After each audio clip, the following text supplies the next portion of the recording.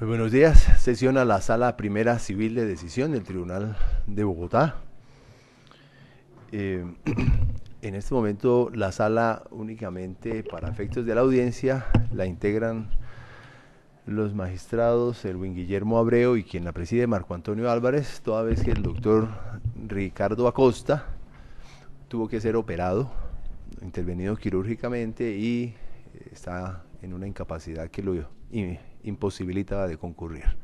El artículo 107 del Código General autoriza entonces, por esa razón, realizar la audiencia con los dos magistrados. Esta audiencia tiene como propósito escuchar la sustentación del recurso de apelación que se interpuso contra la sentencia que se profirió dentro del proceso adelantado por asesores de servicios y protección ASEP limitada contra la unidad de especialistas calle 90 propiedad horizontal. Quienes comparecen, por favor, se identifican. Comencemos por la parte demandante. Muchas gracias, su señoría. Mi nombre es Sergio Andrés Duque Rodríguez, abogado de la parte demandante.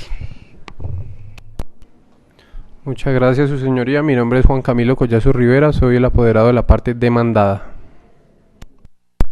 Muy amables. Bueno, la sala está enterada del proceso, de los pormenores del caso. Le concedo entonces el uso de la palabra a la parte recurrente para que sustente su recurso con apego a los reparos que le hizo en primera instancia. Tiene el uso de la palabra. Muchas gracias, su señoría. Entonces me permito, con todo respeto, sustentar el recurso presentado en los siguientes términos. Primero, considero que hay un error en la decisión por indebida interpretación de la cláusula tercera del contrato objeto del proceso, ya que es claro que la sentencia proferida el día 4 de diciembre de 2017 por el Juzgado Noveno Civil del Circuito de Bogotá hace una interpretación alejada de la voluntad de las partes que firmaron el contrato y cuya literalidad es muy diferente a la desarrollada en la decisión del juzgado.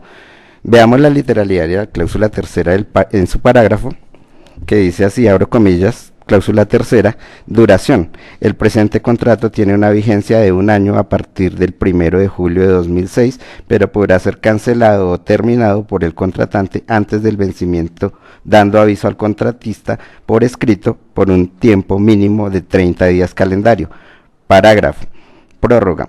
Si al vencimiento del término de duración antes señalado ninguna de las partes lo da por terminado dando aviso por escrito, se dará por prorrogado por un lapso de tiempo igual y así sucesivamente. Cierro comillas. De la anterior cláusula se deduce de manera clara y literal que el contratante, debe dar aviso de la terminación, es decir, de no prorrogar el contrato, que entre otras cosas ya venía siendo prorrogado desde el 2007 sucesivamente con 30 días de anticipación.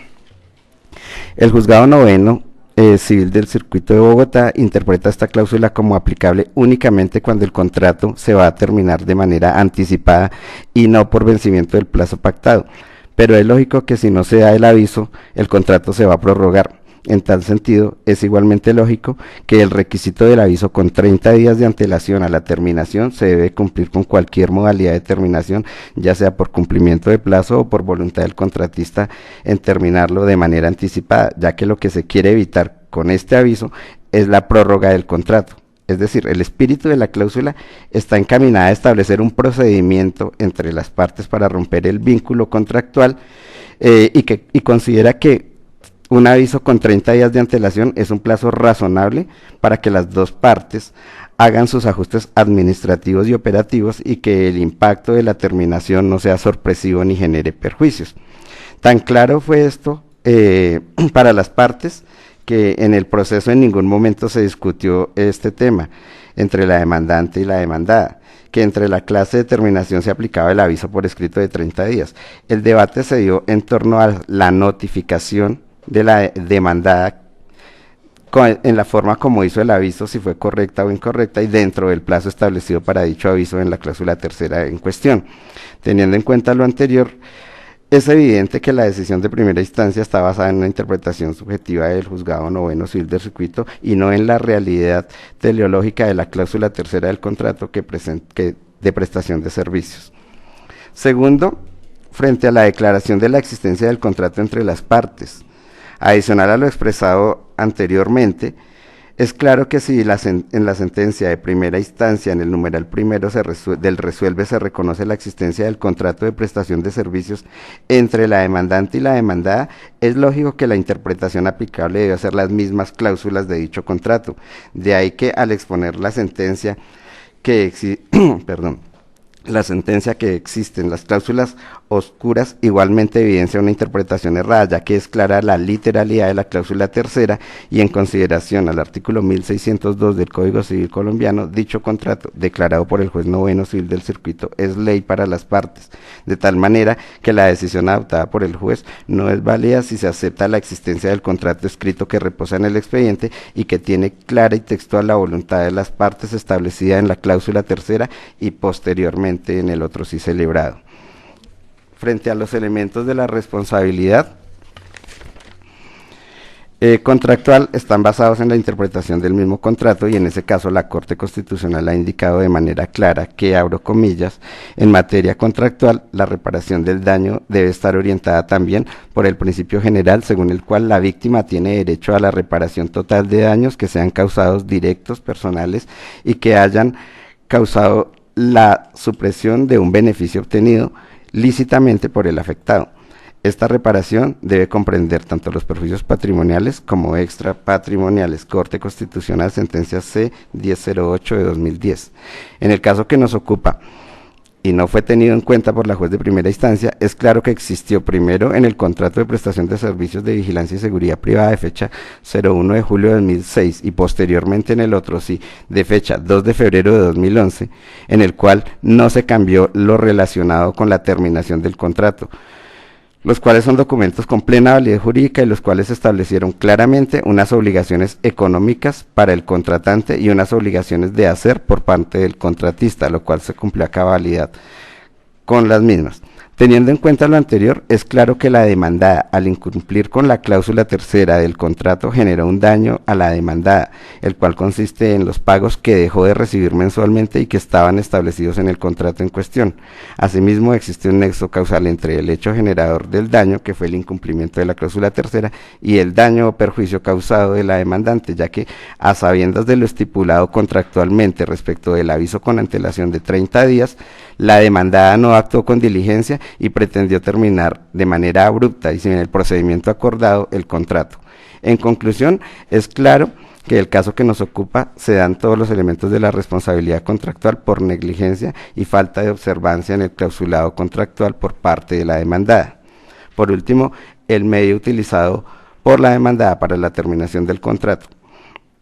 Frente a este punto, que no fue tenido en cuenta por el fallo de primera instancia, es importante resaltar que la demandada argumenta que el medio de correo electrónico fuera de horario laboral de la empresa, de la empresa demandante y dirigido a un correo personal y no al institucional, es el medio apropiado para notificar la terminación del contrato, lo cual es a toda luz es una transgresión a los acuerdos contractuales establecidos por las mismas partes, quienes habían acordado que todos los temas de fondo del contrato de prestación de servicios de vigilancia y seguridad privada serían tratados únicamente y directamente por los representantes legales de ambas empresas. En este aspecto es importante manifestar que sobre este hecho me sostengo a los argumentos expuestos en el escrito de la demanda y a los explicados a lo largo de todo el proceso que ya están en el expediente.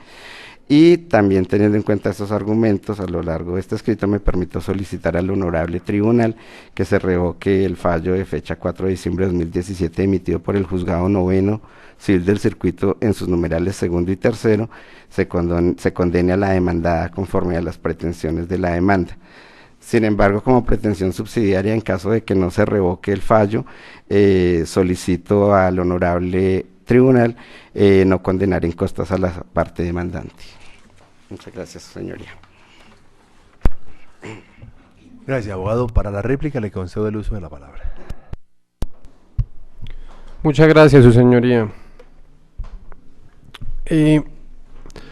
Cuando uno escucha a la parte demandante sustentar su recurso de apelación, llama la atención algo, y es que mencionan el principio de la literalidad. En ese orden de ideas, yéndonos a la literalidad del contrato de prestación de servicios, en su cláusula tercera, es evidente algo. Uno, que para terminar anticipadamente el contrato, según lo que está en el mismo contrato, se requería dar un aviso con 30 días de anticipación. Seguidamente, en el parágrafo que dice prórroga, una circunstancia diferente, se dice que si al vencimiento del término de duración antes señalado, ninguna de las partes lo da por terminado, dando aviso por escrito, se dará por prorrogado por un lapso de tiempo igual y así sucesivamente. Pregunta, de esa literalidad, ¿en dónde estamos observando que hay que dar un preaviso para que no se prorrogue el contrato con 30 días de anticipación? Eso no lo dice el contrato. Y ahora, olvida el apoderado de la parte demandante mencionar que esa cláusula tercera del contrato inicial fue modificada expresamente mediante otro sí celebrado el día 2 de febrero de 2011. La cláusula primera de ese otro sí modificó la cláusula tercera del contrato inicial de la siguiente manera. Dice: primera, modificar la cláusula tercera del contrato de prestación de servicios de vigilancia y seguridad privada. Óigase bien, en el sentido de prorrogar el término de ejecución y vigencia del mismo, de tal manera a partir del 1 de julio de 2011.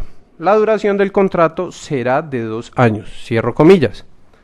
La pregunta del millón que yo me venía haciendo después de repasar y estudiar la sentencia de primera instancia, y que creo que la señora juez tiene toda la razón. Uno, esta es la cláusula aplicable al momento del litigio para efectos de saber la duración y modificación del contrato. Esta cláusula, lo que acabo de leer, es lo que aplica al momento en que los señores de ASEP presentan la demanda. Pregunta: ¿en qué parte de esa cláusula, en qué parte de su literalidad hablan de un preaviso de 30 días? No se habla. Entonces, en la cláusula inicial, para los temas de prórroga, no se hablaba de un preaviso de 30 días. Y segundo, en la cláusula que es la vigente para el momento del litigio que nos ocupa, que es la cláusula del otro sí, tampoco lo dice.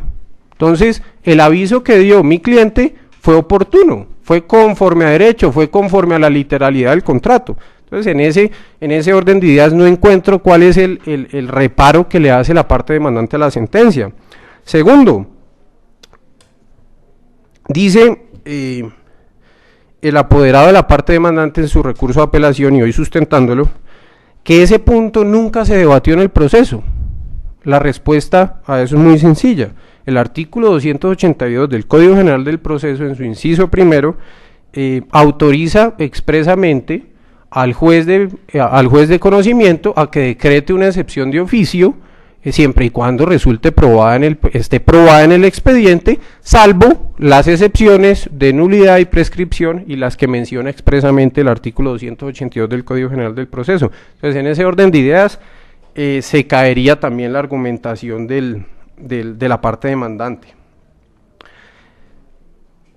Adicionalmente a todo lo que acabo de decir, los demandantes olvidaron algo trascendental en un juicio de responsabilidad como el que nos ocupa, que en este caso es de responsabilidad contractual. En este tipo de procesos, el primer elemento que hay que probar, porque si no está ese elemento no podemos seguir analizando los otros dos elementos de la responsabilidad contractual, es el daño.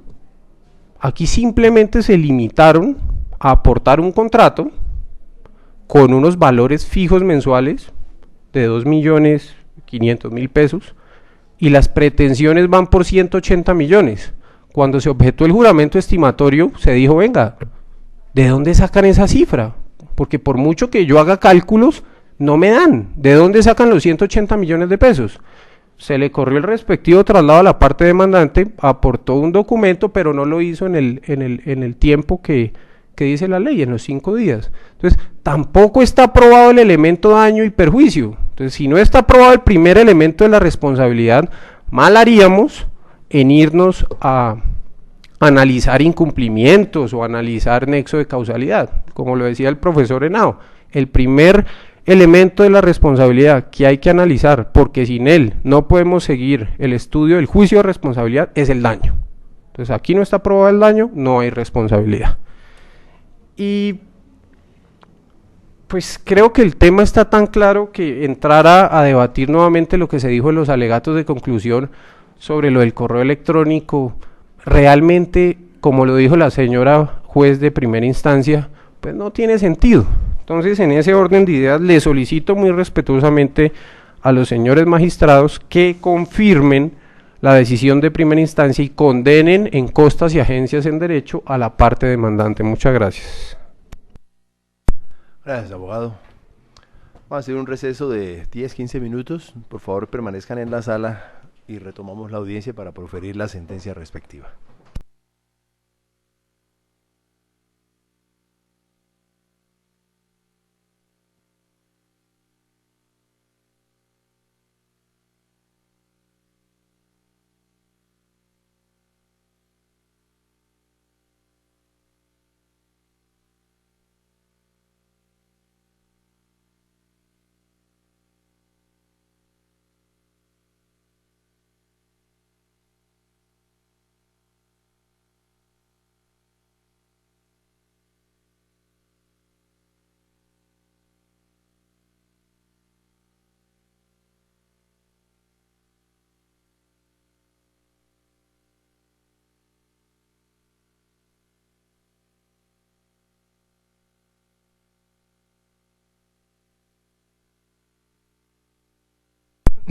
Reanudamos la audiencia con el fin de emitir la decisión correspondiente.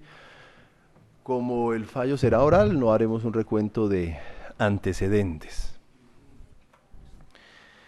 Lo primero que advierte la sala es que en este proceso no existe ningún tipo de discusión sobre la existencia del contrato, tampoco sobre el otro sí que celebraron las partes.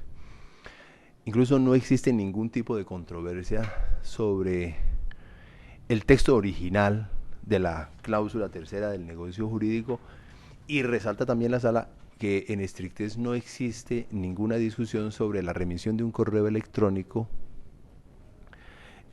por parte de la sociedad demandada el día 31 de mayo de 2013, documento que aparece a folios 62 y 110, y como se refiere en el hecho séptimo de la demanda. Por la importancia que tiene para la definición de este caso, la sala va a referir cuál es el texto de esa cláusula. Dice así: cláusula tercera, comillas, el presente contrato tiene una vigencia de 1 año a partir del día 1 de julio de 2006, pero podrá ser cancelado o terminado por el contratante antes del vencimiento, dando aviso al contratista por escrito con un tiempo mínimo de 30 días calendario. Parágrafo. Prórroga. Si al vencimiento del término de duración antes señalado ninguna de las partes lo da por terminado dando aviso por escrito, se dará por prorrogado por un lapso de tiempo igual, y así sucesivamente. A juicio de la sala, el texto de esta cláusula no fue modificado en lo basilar por el otro sí que firmaron las partes, puesto que en modo alguno se podría entender que esas particularidades relativas al plazo de 30 días que debía cumplirse para que el contrato terminara puede entenderse, repetimos, modificado o excluido por gracia de ese otro sí que se celebró. La sala igualmente concuerda con el abogado recurrente en que la juez no hizo una interpretación adecuada de la cláusula, si se tiene en cuenta, primero, que según el artículo 1602 del Código Civil el contrato es ley para las partes. Segundo, que conocida claramente la intención de los contratantes se debe estar más a ella que a lo literal de las palabras, como lo dice el artículo 1618 del Código Civil al establecer las reglas de interpretación de los contratos, y que ello es fundamental para este caso, Las cláusulas de un contrato deben interpretarse, según el artículo 1622 de ese mismo Código Civil, abro comillas, por la aplicación práctica que hayan hecho de ellas ambas partes o una de las partes con aprobación de la otra parte. En este caso, las pruebas recaudadas, la postura asumida con la demanda y la réplica que se hizo en la contestación evidencian que las dos partes entendieron que para dar por terminado ese contrato era necesario dar un aviso por escrito con un tiempo mínimo de 30 días calendario, como lo precisa la cláusula. Incluso toda la discusión en primera instancia se circunscribió a establecer si el correo electrónico que había sido remitido el 31 de mayo había sido temporalmente idóneo. Luego, en este momento, a esta altura de la discusión, no se puede afirmar que el texto de la cláusula o la interpretación de la cláusula era otra. Las dos partes lo aceptaron e incluso, hay que decirlo así, según una vieja propuesta y viejo axioma, no se puede y no es válido actuar contra sus propios actos. Luego, si la propia sociedad demandada en su momento pretendió dar finalización al contrato haciendo valer esa cláusula con 30 días de anticipación, pues no es posible en este momento decir que se podía dar por terminado el contrato en cualquier momento antes del vencimiento. Ahora bien, en este punto la Sala trae a colación una sentencia de 28 de febrero de 2005 de la Corte Suprema de Justicia, en la que nos resalta y nos recuerda que la misión del intérprete, comillas, es la de recrear la voluntad de los extremos de la relación contractual y su labor debe circunscribirse únicamente a la consecución prudente y reflexiva del aludido logro. Ahora bien, analicemos entonces si ese mensaje que se envió el 31 de mayo fue oportuno. Lo primero que la Sala quiere destacar es que no es posible discutir que un mensaje de datos sí es idóneo con el propósito de cumplir con un requerimiento escrito que la ley o las partes formalmente hubieran establecido para la validez de un determinado acto. Incluso la propia parte demandante en un correo electrónico de 3 de julio de 2013 que obra a folio 84 expresamente señaló, comillas, la comunicación vía correo electrónico es válida, con lo que se descarta igualmente toda controversia en torno a la idoneidad de ese mecanismo, máxime si se tiene en cuenta que de conformidad con la ley 527 de 1999, específicamente su artículo 6, comillas, cuando cualquier norma requiera que la información conste por escrito, este requisito quedará satisfecho con un mensaje de datos si la información que éste contiene es accesible para su posterior consulta, cierro comillas, como aquí sucedió. Por consiguiente, desde la perspectiva de la idoneidad del mensaje de datos, la Sala no ofrece ninguna resistencia en relación con el que se envió el día 31 de mayo de 2013. Viene ahora el tema de la oportunidad. En este punto, la Sala quiere destacar que no existe discusión sobre el envío del correo electrónico del día 31 de mayo. Se discutió en la demanda la fecha de la recepción, pero en esa misma demanda, la parte demandante dijo en el hecho sexto, abro comillas, la unidad de especialistas calle 90 propiedad horizontal argumenta que comunicó su decisión de dar por terminado el contrato a través de un correo electrónico de fecha 31 de mayo de 2013 y agrega, sin embargo, dicho correo no fue recibido por la empresa ASEB Limitada en su momento. ¿Qué quiere decir esa afirmación de la propia parte demandante? Que ella acepta que el correo electrónico sí fue recibido. Lo que discute es la fecha en que la recibió. Por consiguiente, le correspondía por carga de prueba a la sociedad demandante probar cuál fue la fecha en que recibió ese correo electrónico. Luego, no habiendo cumplido con esa carga que le establece el artículo 167 del Código General del Proceso, la Sala no tiene otra opción que darle eficacia al correo electrónico enviado el 31 de mayo de 2013, por tanto, suficiente en tiempo para dar por terminado ese contrato. Insistimos, la parte demandante acepta el envío del correo, acepta su recepción, pero solo discute el momento de la recepción. Las reglas de carga de la prueba están cimentadas en la facilidad de la prueba. ¿A quién le quedaba más fácil probar cuál fue la fecha de recepción? A la parte demandante. Por eso es que el artículo 167 establece que incumbe a la parte probar el supuesto de hecho de la norma que alega. Si usted alegó que no recibió ese correo oportunamente, sino en una fecha posterior, le correspondía a la parte demandante probar cuál fue esa fecha con el fin de establecer que efectivamente no fue tempestiva su recepción.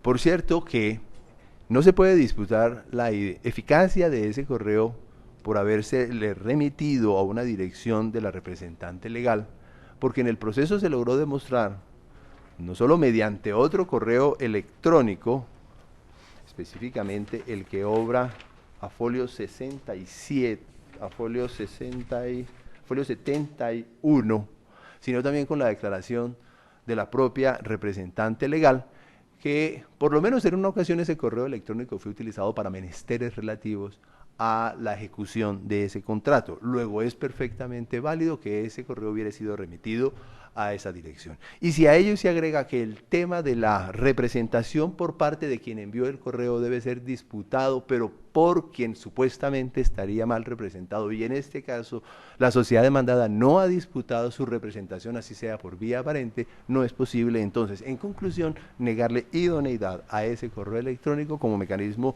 oportuno para terminar el contrato que celebraron las partes. Así las cosas, como la responsabilidad contractual presupone la infracción del negocio jurídico de una cualquiera de sus obligaciones, y en este caso no se demostró que la parte demandada quebrantó sus deberes de prestación y específicamente que violó la cláusula tercera, hizo bien la juez al negar las pretensiones de la demanda y por tanto su fallo será confirmado, aunque por razones distintas. En mérito de lo expuesto, el Tribunal Superior de Bogotá, en Sala Primera Civil de Decisión, administrando justicia en nombre de la República de Colombia y por autoridad de la ley, confirma la sentencia de 4 de diciembre de 2017 proferida por el Juzgado Noveno Civil del Circuito de la Ciudad dentro del proceso de la referencia. Como las costas se imponen por razones objetivas, según lo establecido en el Código General del Proceso, la Sala condena en costas del recurso a la parte demandante. La decisión queda notificada en estrados.